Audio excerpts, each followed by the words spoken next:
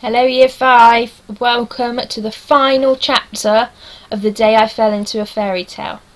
So Harrison thinks he's going to fall into the massive crack right in front of the store. Lana's managed to jump over it and get through the constantly closing doors, but Harrison has tried to grab onto the edge. So let's see what's going to happen for the last part of the book. "Don't worry!" shouted Lana. "I've got you!" She leaned back and pulled, feeling every muscle in her body strain and burn.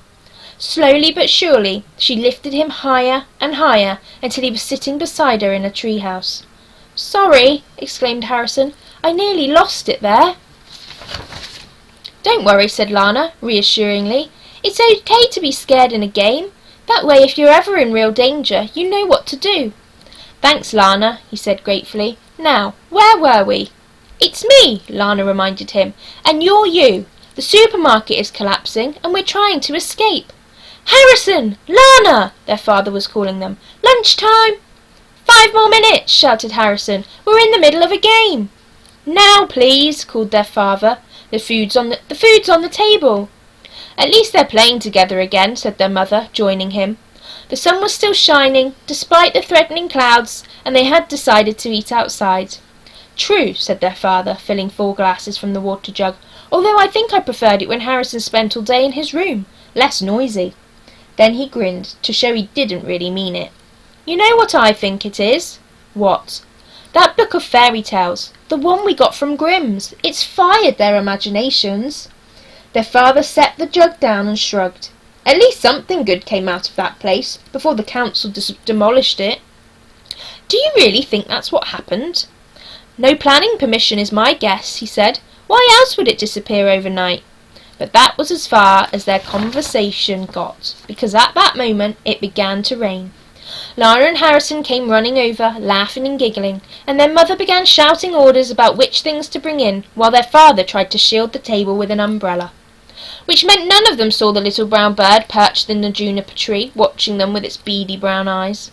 Deciding it had seen enough, the little brown bird chirruped a farewell and took off across the garden. Up over the roof it flew, and down the hill towards the village, soaring high over the shop and the red post-box, swooping down over the hollyhock gardens beside the row of crooked houses, and then skimming the high yew hedge of Hillcott House. Then, as the rain came tipping down, it made the turn out onto the empty common, where there had once been an enormous supermarket. There was now just churned up earth that was rapidly turning to mud. The little brown bird circled the common, as if it was searching for something, and then it saw it, a sign, half buried in the ground.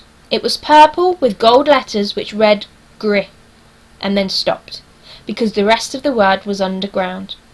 As the bird hovered, watching with beady eyes, the sign began to sink into the mud. Soon there was just one gold and purple corner left, and then there was nothing. The mud belched as if it were digesting a tasty morsel of food. Satisfied, the little brown bird chirruped once more, beat its wings, and began to head up, up, up, through the driving rain to where the sun was breaking beyond the clouds. And there we have it. That is the end of the book. So Harrison had managed to get out, and now they are playing that game. And the old man, as his bird, has now flown away, and they are safe once again.